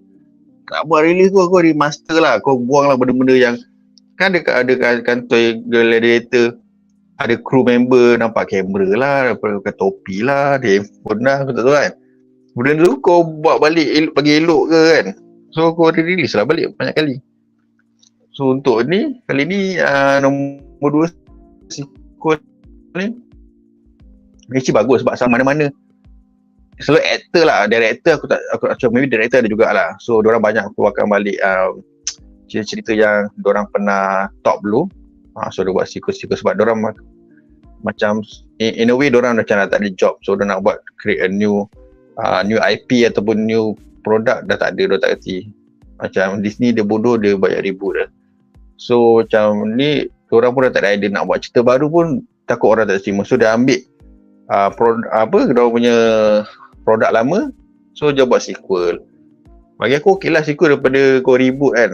Dengan daripada kau release macam bodoh, baik kau buat sequel. Tak apa kau cerita macam mana pun, kau nak kelentong kau punya pasal lah. As long as the story is good lah. Cuma dia punya risky part je lah, macam orang akan compare lah. Sebab kau punya cerita menang Oscar kan. So macam kau dah ada satu benchmark. Kau kena buat cerita yang the sequel, kau nak buat cerita macam just popcorn movie je, yang bodoh-bodoh dapat 1 bilion macam Cameron ke, 2 bilion macam Cameron, cerita bodoh, ataupun kau nak buat Oscar worthy juga sama macam nombor 1. So the choice in your hand. So kau pilih lah. Kalau kau nak kaya raya dengan duit scam macam Cameron, kau buat lah popcorn movie. Kalau kau nak buat ada Oscar movie, buat. Yes. Atau Ridley dia pentingkan Oscar daripada duit. Dia berprinsip sikit. Prinsip sikit Tapi kamera pun ada prinsip duit. Macam dia. Alright guys, so aku rasa dengan itu berakhirlah segmen ini. Apakah pendapat korang tentang berita bahawa sequel Gladiator 2 bakal keluar 23 tahun selepas filem pertama? Bagi tahu kita orang dalam comment section di bawah. Dengan itu kita akan ke berita menarik kita yang terakhir.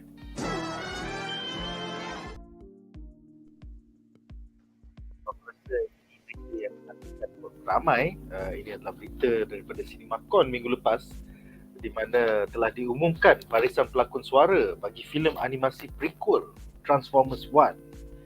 So kita ada Keegan Michael Key yang bakal menjadi Bumblebee, Chris Hemsworth sebagai Optimus Prime, Scarlett Johansson sebagai Elita 1, Brian Tyree Henry sebagai Megatron, Lawrence Fishburne sebagai Alpha Trion, dan juga John Hamm sebagai Sentinel Prime. So sinopsis dia adalah Transformers 1 will be an animated prequel movie set on Cybertron, revolving around the relationship between Optimus Prime and Megatron. Aku harap tak adalah relationship tiba-tiba jadi LGBTQ ke apa, pasal ni kartun tu dah tak.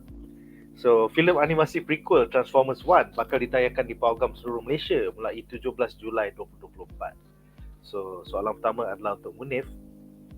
Apakah pendapat anda tentang barisan pelakon suara baru seperti Chris Hemsworth dan Brian Tyree Henry mengambil alih watak-watak ikonik seperti Optimus Prime dan Megatron daripada otai voice actors seperti Peter Cullen dan juga Frank Welker dari era Transformers G1 zaman 1980-an. Silakan. Kalau tadi ada beberapa benda cakap aku cautiously optimistic. Yang ni aku takut sikit pasal voice actor. Sebab since, man, how long has the Transformers cartoons been in existence, kan? All the way sampai the Bayformers movies apa semua. Macam, especially Prime, man. So this is the voice that we have grown to get used to. In fact, that voice so is one of the characteristics of Prime. Kan? So macam mana tak tahulah. Tiba-tiba macam Chris Hemsworth pula tu. Personally I'd rather they take some unknown but really established macam voice actor yang boleh mimic the prime voice we know, rather than tiba-tiba he sounds like Thor. Even with the voice modulation ke apa kan. Sebab tak aku risau yang Chris Hemsworth ni terlalu ikonik. That kalau kau modulate dia punya voice pun, sebab suara dia, especially suara Thor dia, very distinct.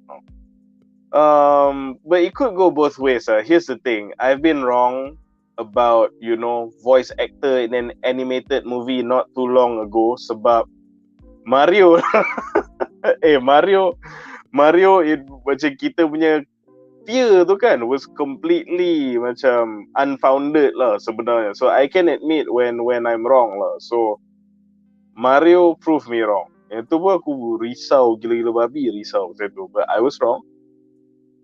So hopefully this voice actors people can do the same, can prove us wrong juga.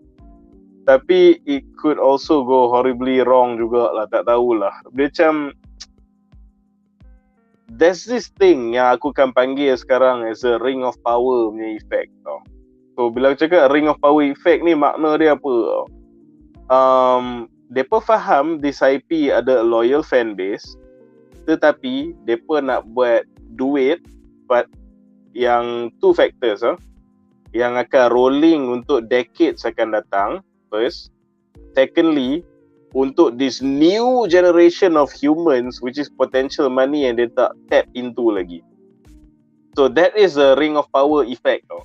So as far as they're concerned, the loyal fans for the most part akan subscribe juga to whatever shit we produce. Tapi kita buat dia completely new, disregard the hardcore fans pasal kita nak new fan. So aku takut boleh jadi juga disgusting news and they're not gonna give a shit macam Prime bunyi macam Chris Hemsworth. Pergi mampus kau yang emo sekarang is the uncle-uncle kan yang follow Transformers di tahun mak nenek lu kan. Kita nak appeal to the new generation. So dia boleh go that way juga. That is a ring of power effect lah bagi aku. So but yes, go back to Mario lah again. It's also too harsh or too soon or a bit unfair untuk aku completely judge this casting choice. Damn you Mario. Tapi itulah, we'll just have to see how that turns out. Tapi putting the voice actors aside, I must say this news bagiku sedikit annoying. Pasal apa? It should be a live action movie. Sebab since the early day of the Bayformers punya movies kan, kita cakap banyak kali dah, menyampah lah yang manusia-manusia bodoh ni. Kita lepas tu kita cakap nak tengok kat Cybertron, nak tengok Cybertron macam mana. Lepas tu dia actually tunjuk kita secebis dalam movie Bumblebee tu and semua dah macam ini kita tengok best gila, dia bagi sikit kan, dia dah tease kan. Lepas tu prequel kartun buatlah live action. Kenapalah sungguh-sungguh tak nak bagi benda yang orang minta kan. But it is what it is lah. Fine. Just because it's animation doesn't mean dia tak boleh jadi bagus juga. Boleh, no problem. Tapi ni aku punya harapan lah sikit. Tak kisahlah kalau kau just nak buat prequel animated and kau nak tangkap new fans apa semua, tak kisah. But here's the thing, especially kalau kau nak tangkap new fans, this Transformers robot on robot action Megatron versus Prime dah getting like quite stale actually, even for long time fans. Sebab as we know, kalau kau tengok the cartoons, kalau kau consume the comic punya content juga, it's not just Autobots versus Decepticons. Dia macam tadi kita cakap saya Star Wars juga lah. Dia pun kononnya nak beralih from the Skywalker punya saga kan. So Transformers ni, kalau kau nak tangkap a generation of new fans and for the old fans kau nak tunjuk something new, then you know, lagi-lagi prequel pula tu kan, why not explore kan, why not explore new conflicts kan.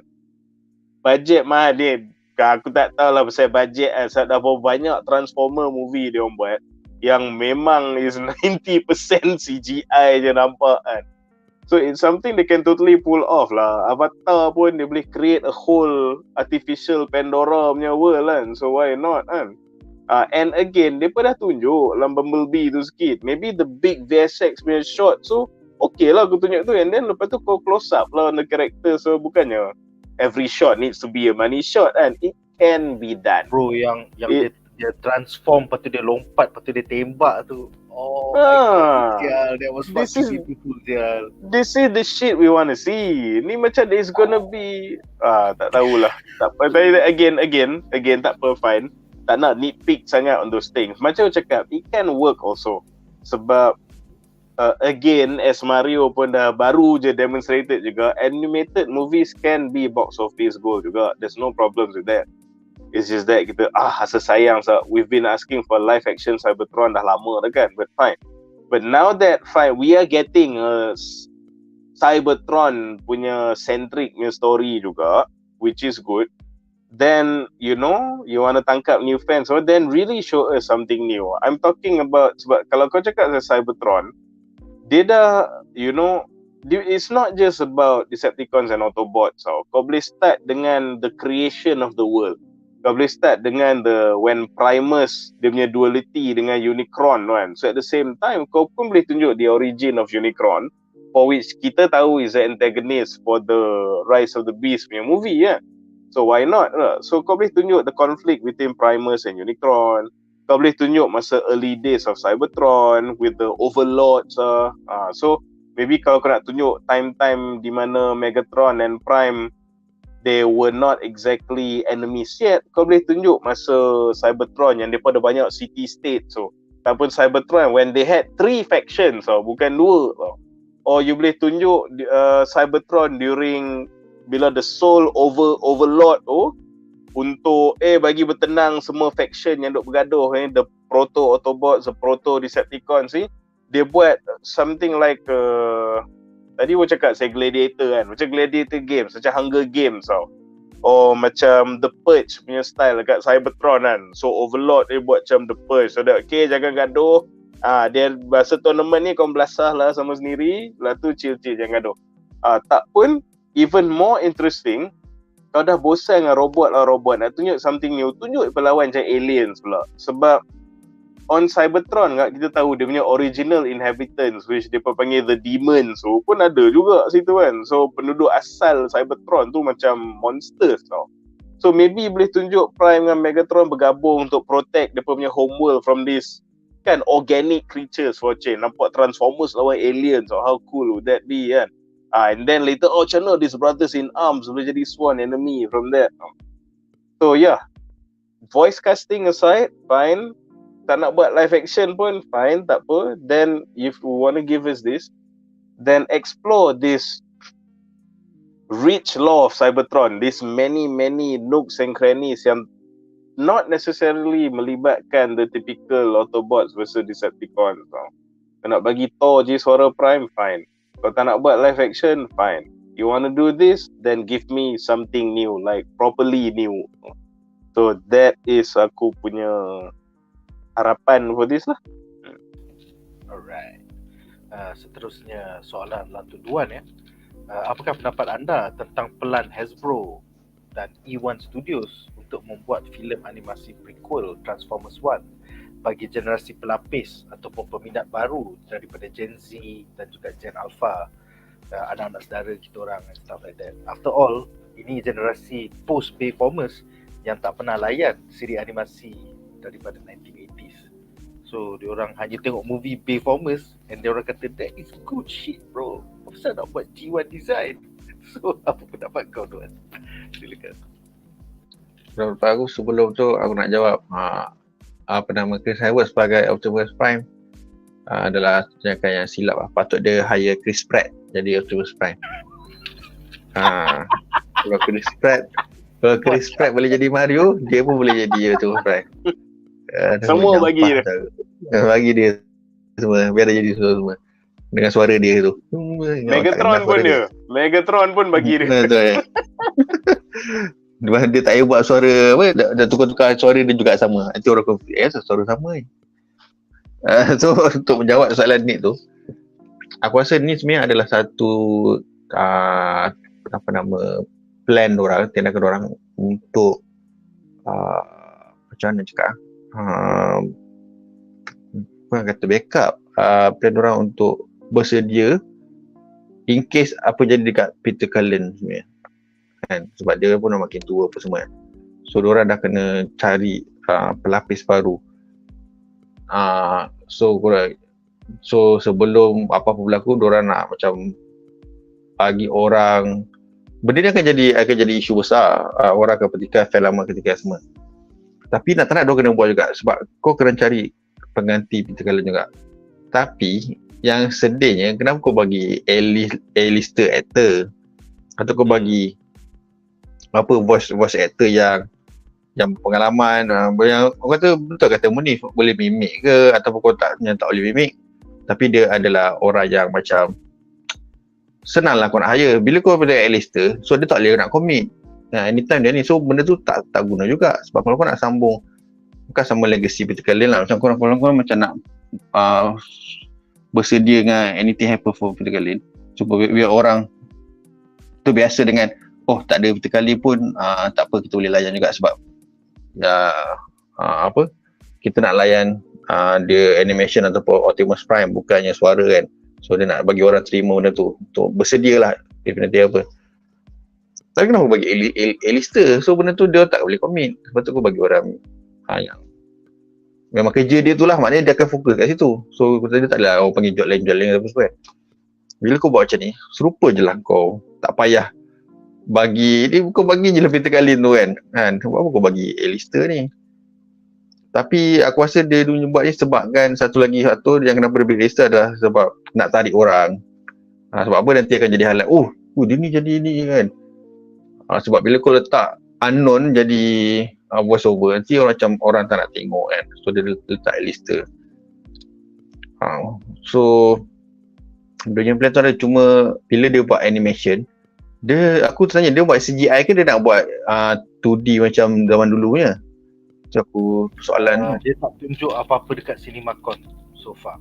Kalau dia tunjuk apa, so plan dia, aku rasa kalau kena dengan zaman, aku rasa dia akan buat 3D sebenarnya. Tak tahu lah 3D macam Beast Wars yang buruk tu ke, atau dia buat cantik gila 3D dan nampak half macam 2D, ada shading ke, tak tahu lah dia buat macam mana, ataupun 3D yang sangat cantik ke ataupun realistik ke. Dia tak tahu dia nak go mana satu direction. Tapi kalau dia buat 2D, korang nak buat macam zaman dulu 80s balik, aku rasa macam banyak kerja dan benda tu aku rasa takkan buat.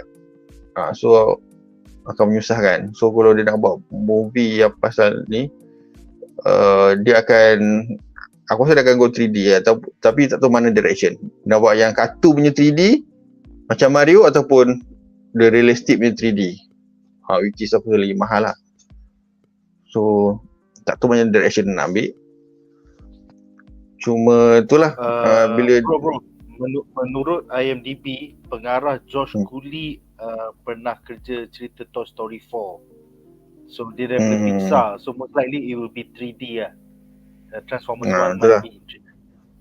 Aku rasa dia akan buat 3D sebabnya untuk zaman sekarang budak-budak tak boleh 2D, tak boleh terima. Satu lagi, kau lagi costly. Sebab benda tu dah tak ada, teknologi tu tak ada. So bila kau nak buat balik, banyak kerja, lagi mahal sebenarnya daripada 3D. So dia akan buat 3D. Cuma direction 3D tu kau nak buat ke mana? Macam Pixar yang macam cute-cute ke, ataupun yang sangat realistik, robot, faham tak? Sebab kau tengok 3D Transformers ni dia jadi live action. So kau tak boleh nak buat sebiji live action. Kau kena kartunkan dia sikit. Tapi adakah kau akan all the way kartun dia yang macam Disney Pixar, ataupun kau macam ambil tengah-tengah ke? So kena tengok reaction yang mana. Itu something interesting jugalah. Lepas tu, adakah kau masukkan watak manusia juga, ataupun all robot, all dekat ni Cybertron? Bro, kan? Dekat Cybertron mana ada manusia bro? Cybertron mana tu ada hamba, manusia jadi hamba abdi. Kita tu dah sumbat juga kan, mana lagi tahu kan. So kalau tak ada, lagi senang kerja lah. So mana fokus dekat Cybertron. So the big question is, apa 3D yang dia akan gunakan? So benda ni macam menarik juga. Hopefully yang orang boleh terima lah. Yang boleh terima dah cantik lah. Aku nak dia rasa buat 2.5D macam arcade tu. Yang tu style tu. Itulah. Kalau dia buat yang tu pun bagus juga. So direction dia macam mana? Hopefully yang orang boleh terima dan sangat cantik lah. Ataupun dia nak buat macam Spider-Verse ke kan? Macam jenis style kan. Sebab dia macam ada kartun 2D sikit, macam tu ada shading sikit. So dia nak buat macam mana? Takkan dia nak buat macam Beast Wars yang lama tu kan? Macam tu. Macam kelakar pula tu kan. Sebab apa aku benda ni jadi question mark yang besar. Sebab dia Transformers tau, dia robot yang akan bertukar-tukar. So benda tu macam kau nak tengok dia transform. So benda tu akan jadi macam satu benda yang sangat tricky. Sebab kalau kartun Pixar ke Mario, kau tak nampak dia bertukar. Dia just, kau dah buat satu karakter watak, kau jalan, bergerak, muka, mimik. Dia bertukar tau. So benda tu banyak kerja juga sebenarnya. So nak nampak orang tengok dia seronok, likeable macam mana. So ini cabaran dia lah. So bila dia announce ni menarik juga. Tapi kalau dia punya CGI tu lawa, cantik, flawless, aku rasa masalah suara ni akan jadi minimal. Orang akan maafkan macam mana Mario Chris Pratt. Aku boleh maafkan jugalah. Sebab orang akan terlupa dengan masalah je. Orang ingat bila sekarang ni kau nampak masalah besar, nanti bila kau dah keluar kau nampak masalah yang kecil je. Macam Mario, sebab dia dah lawa, dah cantik. So hopefully itu yang diorang akan sampaikan lah. Dia cerita cantik, jadi power gila sampai orang terlupa pasal masalah suara ni. Kalau orang tentang sekali suara kan, orang pun terlupa. Harap macam tu lah. Alright, so kita ada 5 komen menarik. Pertama daripada Nasi Goreng yang bertanya, adakah voice actor di IP besar untuk Hollywood dah ditukar kepada actor? Yes, kau nampak dengan trend Super Mario Bros dah hit 1 billion, kau bawa pelakon Jack Black, kau bawa Chris Pratt, and then that's it lah. The moment yang ni dah buat duit 1 billion, kesian voice actor semua macam Tara Strong semua tak ada job. Tak ada job sial, kesian gila tu. That's the trend now. Itulah dia. Semua animasi lepas ni akan guna pelakon Hollywood instead of voice actor. Sad but true. Seterusnya, kenapa dia tak ambil voice actor Optimus Prime dalam Optimus Primal dalam Rise of the Beast? Pasal selain daripada Peter Cullen, Mamat tu pun dah cukup tua.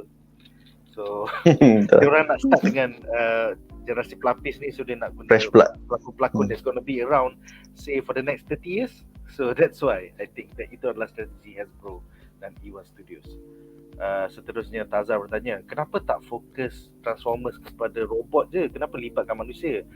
Pasal it's a storytelling crutch yang Hollywood tak percaya yang kalau tanpa manusia the film can work. So manusia, penonton yang pergi menonton pun adalah manusia.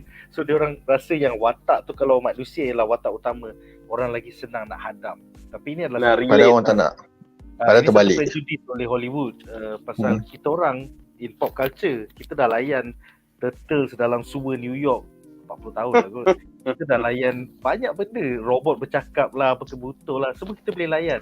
Cuma dia orang takut mainstream audience tak boleh layan. So pasal Hollywood executive dia takut, kau still ada manusia yang dilibatkan di dalam filem-filem Transformers. Macam tu. Seterusnya Soal Kampion bertanya, apa beza Cybertron dengan Unicron? Siapa nak jawab? Silakan. Boleh je. Okey. Munif. Silakan Munif. Dia basically dia dua-dua entity ni penjara lah kalau cakap yang sebenar. Dia panjang sikit lah cerita, tapi aku ringkaskan. From the beginning of macam Transformers punya history ni, dia ada Primus dengan dia punya duality dia Unicron. So depa dua ni basically is your gods and demons lah untuk the Transformers lah zaman dulu kan. Ada Primus dengan Unicron, dan depa dua ni memang larger than life punya entities yang selalu berlawan dengan each other lah. So one day Primus macam lebih kurang sacrifice diri dia untuk mengurung both of them, macam kurung them into a prison. So sebab dah tak berhenti berlawan sampai eternity, so Primus ni decide untuk macam imprison them lah. So dia bindkan Unicron tu ke satu asteroid. Primus pun bindkan diri dia ke satu macam what he thought was a dead planet. So depa badan depa or power depa macam dah kena lock lah. So Primus tu in the end penjara yang seal dia tu becomes the planet Cybertron lah, di mana all the robots inhabit lah. So sebenarnya planet Cybertron tu is Primus and the mechanism yang seal Primus tu. So yang Unicron si celaka ni pula tak habis-habis nak buat jahat, dia pun dah kena penjara kak. Tapi dia gunakan dia punya imprisonment mechanism tu, dia transformkan dia jadi portable. So instead of benda tu jadi penjara, dia jadi a mobile murder planet. So itu Unicron. Tapi basically Cybertron dengan Unicron ni depa ialah opposites of each other. Depa is actually Primus and Unicron yang kena seal. Tapi while Primus yang kena seal tu jadi tempat yang elok bagi robot-robot inhabit badan dia apa semua, yang Unicron ni pula dia jadi mobile death machine lah. So this is dua ekor ni punya duality tu macam tu lah. Nice. Dia macam Galactus lah, tapi versi Transformers. Yeah. Alright, soalan terakhir untuk malam ini adalah daripada Fat Keep It Low-Key yang bertanya, adakah mereka ketandusan idea untuk continuity ataupun takut flop macam Transformers The Last Night? I don't think so. I think Hasbro and E1 Studios wants a new generation of fans. Level anak-anak kita, anak saudara kita. Kita semua dah makin tua. Kita dah level uncle, bapak orang dah. We are not buying toys anymore. Ataupun kalau kita beli pun tak cukup banyak. So they want a new generation to buy new toys. So it kind of makes sense to start from the beginning all over again in the war in Cybertron. So it's all about money, guys. Semoga terjawab soalan kau. Alright, aku rasa kita ada satu komen lagi. Jebat pentat derhaka mengatakan movie Transformers tu manusia tak dapat guna tech Transformers, jadi robot ke Headmaster ke Cyborg ke Terminator paling kuat masa Mark Wahlberg tu dia dapat pedang Excalibur. Ya, itulah. Actually kalau kau follow Transformers daripada Jepun, diorang ada multiple versions. You know, ada yang Headmaster lah and stuff like that. So it's sad that the US one tak habis cerita pasal G1 je. For the past 20 years cerita pasal G1 je. Kita tak ke hadapan. Ni baru nak tengok Beast Wars. Ni baru nak selepas 20 tahun baru kita nak sampai ke Beast Wars.